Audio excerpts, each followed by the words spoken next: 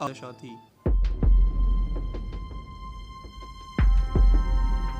साक्षरता की बात करें तो आज़ादी के समय पूरे भारत में सिर्फ 12% लोग ही पढ़ और लिख सकते थे। पूरे देश में कुल 5000 हाई स्कूल, 600 कॉलेजेस और सिर्फ 25 यूनिवर्सिटीज़ थीं। इसे आगे और थोड़ा अच्छे से समझेंगे। 1947 की भारतीय रेलवे। 16 अप्रैल 1853 को भारत में पहली बार मुंबई के बोरीबंदर से ठाणे के बीच 20 डब्बों वाली एक ट्रेन चलाई गई। ये सफ़र महज 33 किलोमीटर का था और इस ट्रेन में 3 स्टीम इंजन लगाए गए थे। इसके बावजूद इस छोटे से सफ़र को तय करने में ट्रेन को पूरे 75 मिनट का समय लगा था। धीरे धीरे तकनीकी सुधार होते रहे और जब अंग्रेज भारत छोड़कर गए तब पाकिस्तान और बांग्लादेश को मिलाकर पूरे भारत की रेलवे लाइन तकरीबन 65,185 किलोमीटर लंबी हो चुकी थी। देश की पूरी रेल व्यवस्था उस समय देसी रजवाड़ों और प्राइवेट कंपनियों में बटी हुई थी, जिसे आज़ादी के तुरंत बाद इंडियन गवर्नमेंट ने अपने कंट्रोल में ले लिया था। उस समय ट्रेन का किराया कुछ पाई से लेकर कुछ आनों तक होता था। 1947 के बॉम्बे में तब 265 ट्रेनें चला करती थीं। उस समय बॉम्बे की आबादी तकरीबन 16 लाख हुआ करती थी, पर उस वक्त बॉम्बे की सीमा सिर्फ अंधेरी तक ही थी। अंधेरी के आगे का इलाका जोगेश्वरी आउट ऑफ बॉम्बे में गिना जाता था। 1947 की भारतीय मोटर गाड़ियाँ।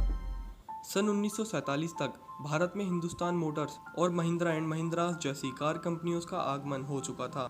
पब्लिक ट्रांसपोर्ट की बात करें तो सिंगल डेकर और डबल डेकर बसों का ज़माना आ चुका था और बसों का किराया जब कुछ 4 आनों के आसपास हुआ करता था और उस समय के ईंधन यानी कि पेट्रोल की कीमत तकरीबन 41 पैसे प्रति लीटर हुआ करती थी। सन 1941 में अमेरिकी कंपनी जनरल मोटर्स का भारत में आगमन हुआ। जनरल मोटर्स के शेवरोलेट ट्रक्स उस समय भारत में बहुत ही ज़्यादा फेमस थे।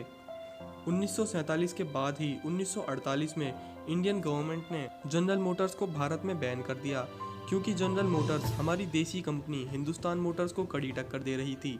लेकिन 50 साल बाद हिंदुस्तान मोटर्स ने कार प्रोडक्शन बढ़ाने के लिए उसी जनरल मोटर्स के साथ मिलकर गुजरात के वडोदरा शहर में फैक्ट्री डाली। 1947 के एयरप्लेन्स।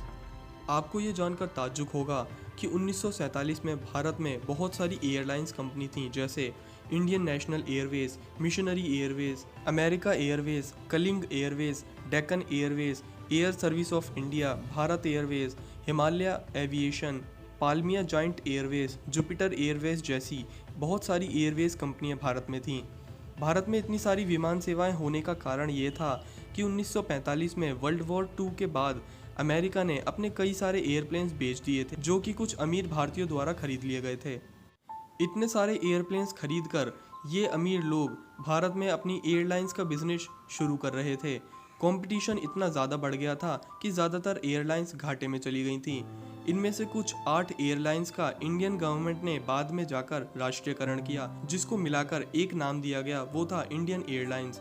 और टाटा एयरलाइंस का नाम तो पहले से ही एयर इंडिया कर दिया गया था। 1947 के समय भारत में कुल 15 एयरपोर्ट थे। 1947 की भारतीय मुद्रा। आज़ादी के समय भारत की मुद्रा रुपया ही थी, लेकिन आजकल बताए जा रहे उसके रेट सही नहीं थे।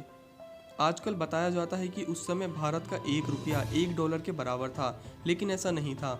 1947 में 1 डॉलर 3 रुपये के बराबर था और 1 पाउंड तकरीबन 13 रुपये के बराबर था। बेशक जब रुपया आज के मुकाबले बेहद ही ज़्यादा मजबूत था।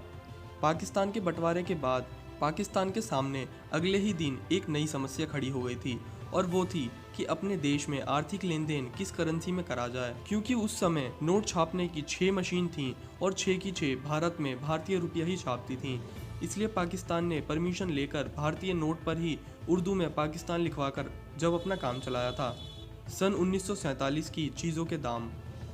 उस समय अच्छी क्वालिटी के 1 किलो चावल तकरीबन 20 पैसे में मिल जाते थे और 1 किलो चीनी तकरीबन 57 पैसे में मिला करती थी। और वहीं अगर कैरोसिन की बात करें तो कैरोसिन 23 पैसे प्रति लीटर और 55 किलो सीमेंट 3 रुपये में मिला करता था। और तब 1 तोले गोल्ड की कीमत तकरीबन 103 रुपया हुआ करती थी। वैसे तो विश्व युद्ध से पहले सोने की कीमत केवल 39 रुपये थी, जिसे अचानक बढ़ा दिया गया। ये कीमतें उस समय के लोगों को बहुत ही ज़्यादा लग रही थीं, और लगे भी क्यों ना, उस समय लोगों की आमदनी भी काफ़ी कम थी। उस समय भारतीयों की सालाना इनकम केवल 265 रुपये थी। मतलब भारतीय पूरे साल में केवल 265 रुपये ही कमाते थे। इतनी कम इनकम की वजह से ज़्यादातर लोग कम महंगाई होने के बावजूद इतने आराम की ज़िंदगी नहीं जी सकते थे जितने कि आज के दौर में ज़्यादा महंगाई के बावजूद लोग आराम की ज़िंदगी जी रहे हैं। उस समय washing machine, mixer, mobile, computers जैसे घरेलू और ज़रूरी उपकरण ना होने की वजह से उनकी जीवन शैली आज के कंपैरिजन में काफ़ी अलग और कठिन थी। 1947 के इंडियन सिनेमास। आज़ादी के साल ही इंडियन प्रोड्यूसर्स ने तकरीबन 283 फिल्में बनाई थीं और हर एक फिल्म तकरीबन 1 से 1.5 लाख के खर्च से बनी थी। उस समय भारत के अंदर 1384 थिएटर्स मौजूद थे और वहीं पाकिस्तान के अंदर 117 थिएटर्स मौजूद थे। आज की वीडियो में इतना ही। मैं उम्मीद करता हूं कि आपको आज़ादी के समय की भारत की ये कुछ बातें पसंद आई होंगी। और अगर आपको ये वीडियो पसंद आई हो तो इसे लाइक करे बिना ना जाएं। और अगर आपने अभी तक हमारा चैनल सब्सक्राइब नहीं करा है तो उसे ज़रूर सब्सक्राइब कर लें। बाकी मिलता हूँ मैं आपसे नेक्स्ट वीडियो में।